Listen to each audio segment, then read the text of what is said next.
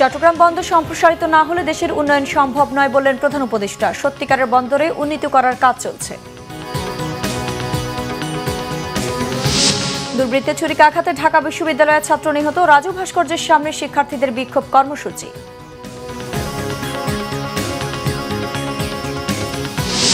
ইশাক হোসেনকে ঢাকা দক্ষিণের মেয়রের দায়িত্ব বুঝিয়ে দেওয়ার দাবিতে নগর ভবনের সামনে হাজারো ঢাকাবাসী।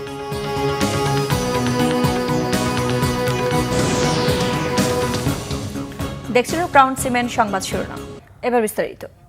প্রধান উপদেষ্টা অধ্যাপক মোহাম্মদ ইউনূস বলেছেন, চট্টগ্রাম বন্দর সম্প্রসারিত না হলে দেশের অর্থনীতির উন্নয়ন সম্ভব নয়। বলেন, চট্টগ্রাম বন্দর দেশের অর্থনীতির হৃৎপিণ্ড, একে সত্যিকারের বন্দরে পরিণত করার কাজ চলছে। চট্টগ্রাম বন্দর পরিদর্শনে গিয়ে প্রধান উপদেষ্টা এসব কথা বলেন।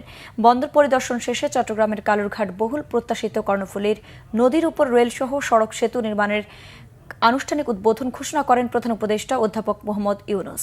এর আগে সকালে শাহ আমানত আন্তর্জাতিক বিমানবন্দরে পৌঁছান প্রধান উপদেষ্টা। অন্তর্বর্তী সরকারের দায়িত্ব নেওয়ার পর প্রথমবারের মতো জন্মস্থান চট্টগ্রাম গেলেন ডক্টর ইউনূস। একসময় নিজের কর্মস্থল চট্টগ্রাম বিশ্ববিদ্যালয়ের সমাবর্তন অনুষ্ঠানে দুপুরে যোগ দেবেন। সম্মানসূচক ডক্টর অব লিটারেচার ডিগ্রি দেওয়া হবে তাকে।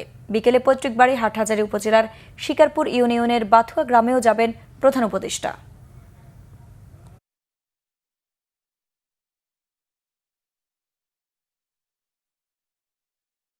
বাংলাদেশের অর্থনৈতিক হৃৎপিণ্ড হলো চট্টগ্রাম বন্দর। যত দিন যাবে আমরা এই হৃৎপিণ্ডকে আর ওইভাবে স্থাপন করতে পারবো না। আমাদের যে সুযোগ আছে, এই সুযোগে আমরা হৃৎপিণ্ডকে ওই সাইজে, যে সাইজে আমরা কল্পনা করি বাংলাদেশের অর্থনীতি দাঁড়াবে, বাংলাদেশের ভবিষ্যৎ পরিবর্তন হয়ে যাবে, এটা পরিবর্তন না করে বাংলাদেশের কোনো অর্থনৈতিক পরিবর্তন সম্ভব না।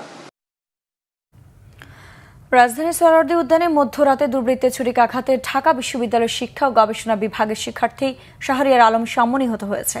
নিহত শাম্য ঢাকা বিশ্ববিদ্যালয়ের আন্তর্জাতিক সম্পর্ক বিভাগের শিক্ষার্থী। প্রত্যক্ষদর্শীরা জানিয়েছেন, বাইকের সঙ্গে বাইকের ধাক্কার ঘটনায় কথা কাটাকাটি জের ধরে শাম্যকে ধারালো অস্ত্র দিয়ে আঘাত করে দুর্বৃত্তরা। শাম্য নিহতের বিচার চেয়ে বিশ্ববিদ্যালয়ের ভিসির পদত্যাগ দাবি করেছে জাতীয়তাবাদী ছাত্রদল। মঙ্গলবার দিবাগত রাত 12টার দিকে ঢাকা সোহরাওয়ার্দী উদ্যানে মুক্ত মঞ্চ দক্ষিণ দিকে ঢাকা বিশ্ববিদ্যালয়ের শিক্ষা ও গবেষণা বিভাগের শিক্ষার্থী শাহরিয়ার আলম শাম্যকে ধারালো অস্ত্র দিয়ে এলোপাথাড়ি কুপিয়ে পালিয়ে যায় দুর্বৃত্তরা। পরে উপস্থিত জনতা তাকে ঢাকা মেডিকেল কলেজ হাসপাতালে নিয়ে গেলে চিকিৎসক শাম্যকে মৃত ঘোষণা করেন। ক্যাম্পাস এলাকায় বহিরাগতদের উপস্থিতি, বিশেষ করে মাদক কারবারিদের দৌরাত্ম্য বাড়াকেই এ ধরনের অপরাধের জন্য দায়ী করছেন শিক্ষার্থীরা। এদিকে খবর পেয়ে ঢাকা মেডিকেলে জরুরি বিভাগে যান উপাচার্য। জড়িতদের গ্রেফতার ও বিচার নিশ্চিতের তাগিদ দেন তিনি। জড়িত সন্দেহে এরই মধ্যে 3 জনকে আটক করা হয়েছে বলে জানিয়েছে পুলিশ। ছুরিকাঘাতে ঢাকা বিশ্ববিদ্যালয়ের শিক্ষার্থী শাম্য হত্যার প্রতিবাদে টিএসসি রাজু ভাস্কর্যের সামনে শিক্ষার্থী ও জাতীয়তাবাদী ছাত্রদলের বিক্ষোভ চলছে। সেখানে আছেন সিনিয়র রিপোর্টার ফরুক বাবু। সেখানকার পরিস্থিতি জানতে আপনাদের সরাসরি সেখানে নিয়ে যাচ্ছি। বাবু, শাম্য হত্যার ঘটনায় শিক্ষার্থীদের বিক্ষোভে সুনির্দিষ্ট কোনো দাবি উঠে এসেছে কি? সেখানকার পরিস্থিতি আমাদের জানাবেন। আপনি জানেন, গতকাল রাত 11:15টার দিকে ঢাকা ইউনিভার্সিটি সংলগ্ন সোহরাওয়ার্দী উদ্যানের রমনা কালী মন্দিরের ঠিক পার্শ্ববর্তী এলাকাতে বটগাছের নিচে শাম্য সহ 3 জন বাইক নিয়ে যাওয়ার সময় বাইকের আলোতে, যেটা পুলিশ আমাদেরকে জানিয়েছেন যে তারা যখন বাইক চালিয়ে যাচ্ছেন সেই বাইকের লাইটের আলোতে বেশ কিছু যারা ওখানে বসে মাদক সেবন করছিলেন তারা যখন আপত্তি জানিয়েছে, সেই আপত্তি পরবর্তীতে আসলে সেখানে এক ধরনের তাদের সাথে তর্ক লিপ্ত হয়। সেই তর্কের ঘটনায় হচ্ছে যে শাম্য তাদের উপরে হামলা চালানো হয় এবং পরবর্তীতে যারা ওখানে ছিলেন পুলিশ আমাদেরকে জানিয়েছেন যে সেই 3 জন ব্যক্তি, যারা ওখানে আরও 10-12 জনের উপস্থিতি ছিল, তবে 3 জন ব্যক্তি যারা গ্রেফতার হয়েছেন তারা মূলত হকার এবং তারা থাকেন রাজধানীর ফার্মগেট এলাকার পূর্ব রাজাবাজার এলাকাতে। তারা এখানে থাকেন এবং তাদের সবার বাড়ি মাদারীপুরে। তারা এখানে দীর্ঘদিন ধরে হচ্ছে যে হকারির কাজ করে আসছেন। তারা সেখানে মাদক সেবনের সময় এবং সেই তর্কাতর্কির এক পর্যায়ে তাদের সাথে থাকা যে ছুরি ছিল, সেই ছুরি থেকে আসলে শাম্যর পায়ের গুরুত্বপূর্ণ যে প্রধান ভেইন সেখানে আঘাত করলে সেই রক্তক্ষরণেই শাম্যর মৃত্যু হয়।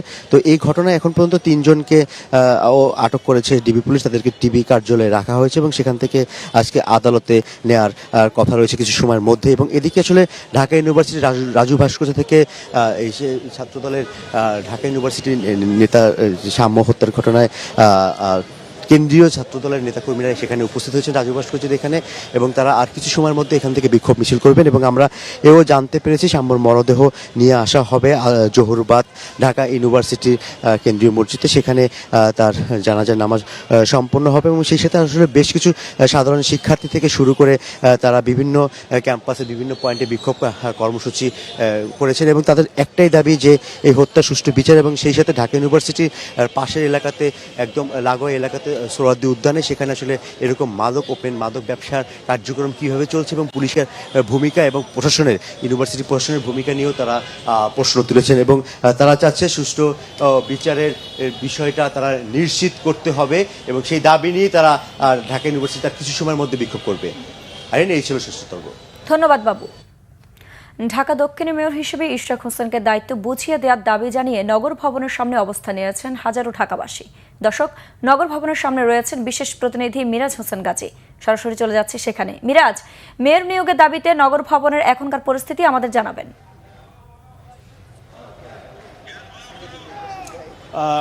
আইরিন, ঢাকা দক্ষিণ সিটি কর্পোরেশনের যেই নগর ভবন, সেই নগর ভবনের সামনে আজকে সকাল থেকেই ঢাকা দক্ষিণের যে সাধারণ ভোটার, সাধারণ যেই নাগরিকরা, ঢাকাবাসী, তারা আজকে সকাল থেকেই এই নগর ভবনের সামনে এসে মানববন্ধন কর্মসূচি পালন করে এবং প্রধান সড়কে এবং নগর ভবনের ভেতরে এসেও তারা অবস্থান নেন আর এখানে তারা কর্মসূচি পালন করেন। এবং তাদের কর্মসূচিতে যে দাবিটি তারা জানাচ্ছেন যে ঢাকা দক্ষিণ সিটি কর্পোরেশনের 2020 সালের 1 ফেব্রুয়ারি যে নির্বাচন হয়েছিল, সেই নির্বাচনে তখন ভোট গ্রহণের দিন ব্যাপক অনিয়ম কারচুপি করে জনগণের সেই বিজয়কে ছিনিয়ে নেওয়া হয়। ফলাফল পরিবর্তন করে তখন ইঞ্জিনিয়ার ইশরাক হোসেনকে পরাজিত ঘোষণা করে তখন আওয়ামী লীগের প্রার্থী শেখ ফজলুর তাপসকে বিজয়ী ঘোষণা করা হয়। জনগণের সেই ফল বা বিজয় বা ভোটের অধিকার তখন পরিবর্তন করে ইশরাক হোসেনকে তখন পরাজিত ঘোষণা করে শেখ তাপসকে যে বিজয়ী ঘোষণা করা হয়েছিল, তখনই কিন্তু ইঞ্জিনিয়ার ইশরাক হোসেন তথ্য প্রমাণ সহ মামলা দায়ের করেছিলেন নির্বাচনী আইন অনুযায়ী।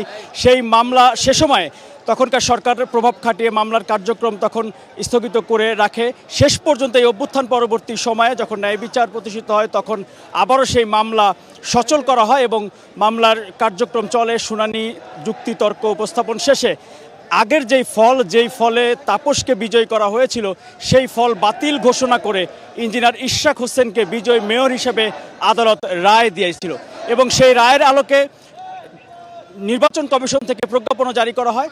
সেই প্রজ্ঞাপনের পরে স্থানীয় সরকার মন্ত্রণালয়ের দায়িত্ব হচ্ছে আইন অনুযায়ী তারা শপথ গ্রহণের অনুষ্ঠানের আয়োজনটি করবে, কিন্তু স্থানীয় সরকার মন্ত্রণালয় সেই আয়োজন না করে তারা টালবাহানা করতে থাকে, গড়িমসি করতে থাকে এবং আদালতের রায় উপেক্ষা করে, নির্বাচন কমিশনের প্রজ্ঞাপনকে উপেক্ষা করে তারা এই ইশরাক হোসেনকে শপথ গ্রহণে নানা রকম প্রতিবন্ধকতা সৃষ্টি করতে থাকেন। সেই আলোকেই ঢাকার যেই বাসিন্দারা, যেই নগরবাসী, যে ভোটাররা, তারা এখানে আজকে সমবেত হয়ে তারা দাবি জানিয়েছেন যে ইশরাক হোসেন যেমনি 5 বছর আইনি লড়াই এবং রাজপথে সংগ্রামের মাধ্যমে তাদের বিজয়কে তাদের হাতে এনে দিয়েছেন, তেমনি তারা তাদের মেয়রকে তার যোগ্য মর্যাদার আসনে বসানোর জন্য তারা আজকে সরকারের কাছে দাবি জানিয়েছেন। এবং সরকার যতক্ষণ না পর্যন্ত তাদের দাবি পূরণ না করবেন, যতক্ষণ পর্যন্ত শপথ গ্রহণের আয়োজন না করবেন, ততক্ষণ তারা কর্মসূচি চালাবেন। এবং আগামীকাল সকালে সকাল 9টায় তারা গণ অবস্থান কর্মসূচির ঘোষণা করেছেন। এই নগর ভবনে সকাল 9টায় গণ অবস্থান কর্মসূচি ঘোষণা করে এবং সেখানে গণ অবস্থানের মাধ্যমে তাদের দাবি তারা আদায় করবেন। এবং অন্তর্বর্তীকালীন সরকারকে হুঁশিয়ারি দিয়েছেন যে কোনো ষড়যন্ত্রে যেন পা না দিয়ে ইঞ্জিনিয়ার ইশরাক হোসেনকে আইন অনুযায়ী, জনগণের ভোট অনুযায়ী তাকে মেয়র হিসেবে শপথ গ্রহণ করিয়ে তার যোগ্য মর্যাদার আসনটি তারা বসাতে চান, সেই দাবিটি সরকারের কাছে জানিয়েছেন। তো এই ছিল আসলে আজকের কর্মসূচি। আগামীকাল সকাল 9টায় গণঅবস্থান কর্মসূচির মধ্য দিয়ে আজকের এই কর্মসূচি আপাতত স্থগিত করা হয়েছে। ধন্যবাদ মিরাজ। দর্শক, ছিল এখনকার মতো। পরের সংবাদ দুপুর 2টায়। এর আগে একটা রয়েছে নিউজ টপ 10 দেখার আমন্ত্রণ রইল। এছাড়া বাংলা ভিশন সংবাদ ও সংবাদ সংশ্লিষ্ট অনুষ্ঠান দেখতে ভিজিট করুন www.bvnews24.com ও facebook.com/banglavisionnews এবং সাবস্ক্রাইব করুন youtube.com/banglavisionnews। ধন্যবাদ।